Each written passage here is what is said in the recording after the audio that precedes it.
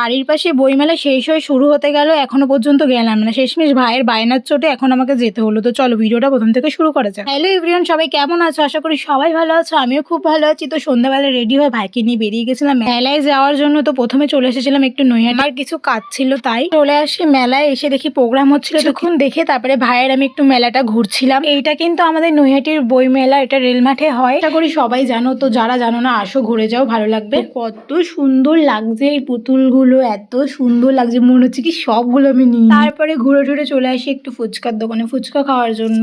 তো ফুচকা টুচকা খেয়ে আমার ভাইয়ের তো মন ভরেনি, তারপরে বলছে যে দিদি আর কিছু খাবো। অনেকক্ষণ ভেবে ভেবে বললো যে দিদি আমি মোমো খাবো। তারপরে মোমো নিই। মোমোটা কিন্তু বেশ ভালোই ছিল, কিন্তু স্যুপটাও ভালো লাগেনি আমার। তো আমরা খাওয়া দাওয়া করে নি। তো জানো তো আগে আমার মোমো খেতে একদমই ভালো লাগতো না, কিন্তু যখন দেখি আমি মোমো লাভার হয়েছি গাইস, আমার মোমো ছাড়া মনে আর কিচ্ছু ভালো লাগে। এদিকে তো মোমো খেয়ে আমার ভাইয়ের ঝাল লেগে গেছে, যেহেতু চাটনিটা ঝাল ছিল। আর এদিকে দেখো আমার ভাই আসার সময় সোয়েটার পরতে চাইছিল না, আর এখন সোয়েটার পরে একদম টুপি মুপি পরে তারপরে চলে এসেছি চাউমিন নিতে, যেহেতু বাড়িতে নিয়ে যেতে হবে। তো ওই কারণে এদিকে ভাই বসে বসে সিঙ্গারা খাচ্ছে। সিঙ্গারাটা কিন্তু ওকে ফ্রিতেই দিয়ে দিয়েছে, তা আমাকে বললো নে দিদি একটু খা। আমি যেহেতু ভিডিও করছি ওই জন্যই আমাকে দিল। ভাই বোন থাকলে যেটা হয়। আর এদিকে দেখো আমাদের চাউমিনটা কিন্তু বানানো হচ্ছে। চলো বাড়ির দিকে যাওয়া যাক, অনেকটাই রাত হয়ে গেছে। চলে আসলাম বাড়ি। আর দেখো গাইস আমি এই কভারটা কিনেছি। দিন আগে আমি একটা কভার কিনেছিলাম, বাট আমার ইউজ করতে খুব প্রবলেম হচ্ছিল, ওই জন্য ওটাকে আমি রিটার্ন করে দিয়ে নতুন কিনলাম। তো কেমন লাগলো অবশ্যই বলো। টাটা।